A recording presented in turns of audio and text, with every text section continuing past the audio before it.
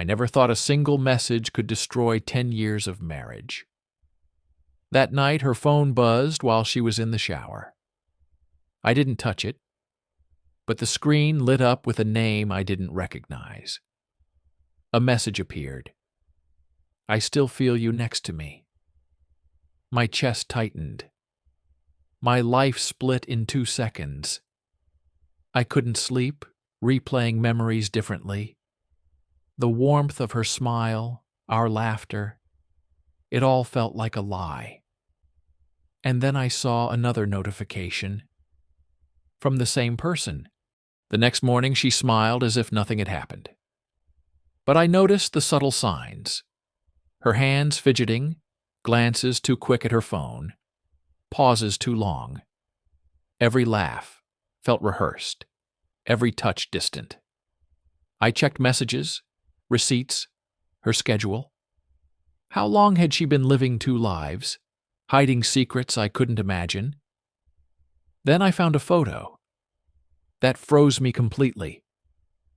My heart raced as I realized this wasn't a one-time mistake.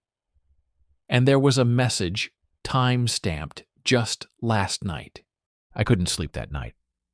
Every shadow in the house felt heavier, every sound sharper. I replayed her smiles, her laughs, every whispered word, wondering which of them was real. The more I thought, the more I felt my chest tighten. I knew she had another life I had no part in. Then I found a hidden folder on her phone, photos, messages, videos. Each one was proof, and yet I couldn't stop looking. My world had shattered, but curiosity refused to let me go. I confronted her quietly that evening, trying to stay calm. Her eyes darted nervously, her hands trembling slightly. She denied, then stammered, then apologized, each word heavier than the last.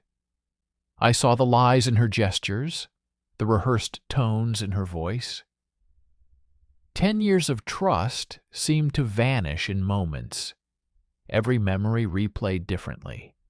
Smiles, laughter, whispered promises.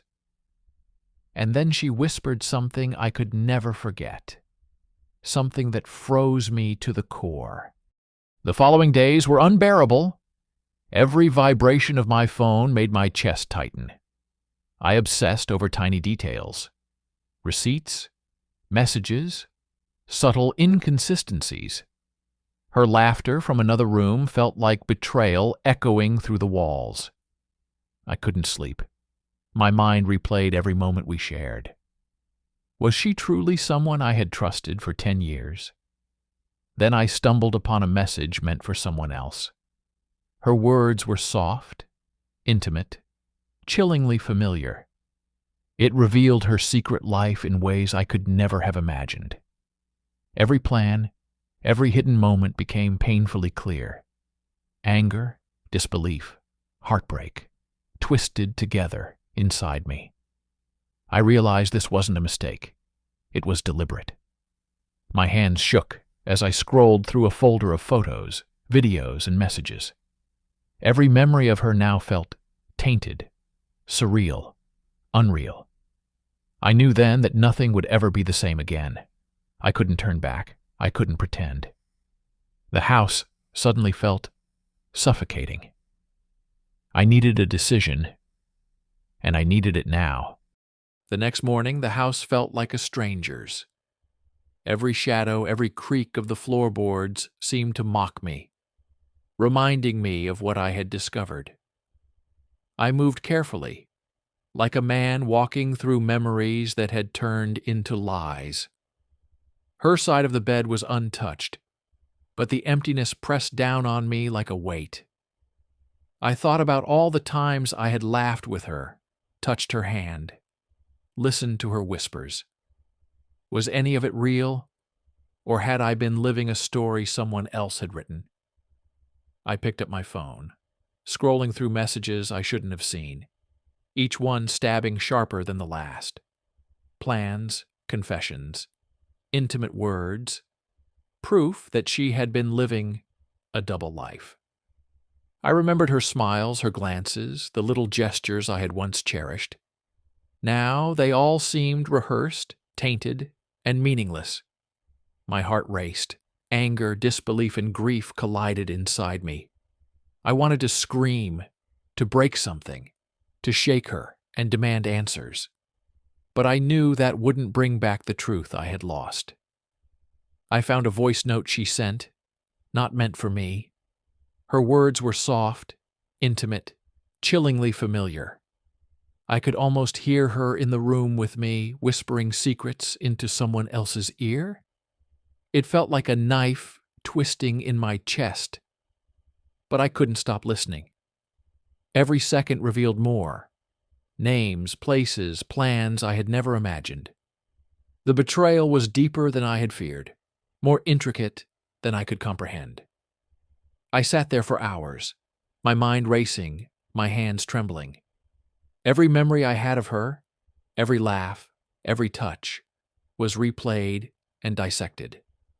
I realized how blind I had been, how willing I had been to ignore signs that were staring me in the face. Questions swirled. How long had this been going on? How could I have missed it? Was anything real? Was I even capable of trusting anyone again?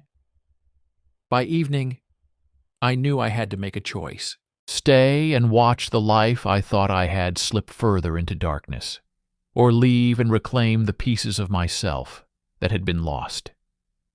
I packed a small bag, each motion deliberate, my hands shaking but steady. She noticed at the last moment. Her eyes widened, voice quivering. "Where are you going?" I whispered. "I need space. I need to think." Her tears fell silently, her apologies empty, hollow echoes of a life I no longer belonged to. I stepped out into the night. The streets were quiet, the air sharp and cold against my face. Each step I took felt like I was leaving behind not just her, but the weight of 10 years of trust, love, and betrayal. I breathed deeply, feeling the grip of the lies loosen just slightly. Freedom was terrifying, but necessary. I knew the road ahead would be long, filled with doubt and grief. But for the first time in years, I felt a spark of clarity. I would survive. And survival, I realized, was more powerful than any love I had lost. I drove through the empty streets, the headlights cutting through the night, like a spotlight on my broken reality. Every turn, every stoplight reminded me of the life I had lost, the trust that had crumbled beneath my feet. The city seemed alive, yet indifferent, buzzing around me while my own world felt frozen in betrayal. I remembered her face, the way she had looked at me that morning, pretending everything was fine. The tears she shed, the apologies she whispered, they all rang hollow now, empty echoes of a life I once believed in. I pulled over near the river, staring at the water glistening under the moon. Reflection after reflection danced on the surface, and I saw myself, confused, angry, shattered, yet determined. I thought of all the moments I had ignored, all the subtle hints I had dismissed. How had I missed the signs? How had I allowed myself to be blind?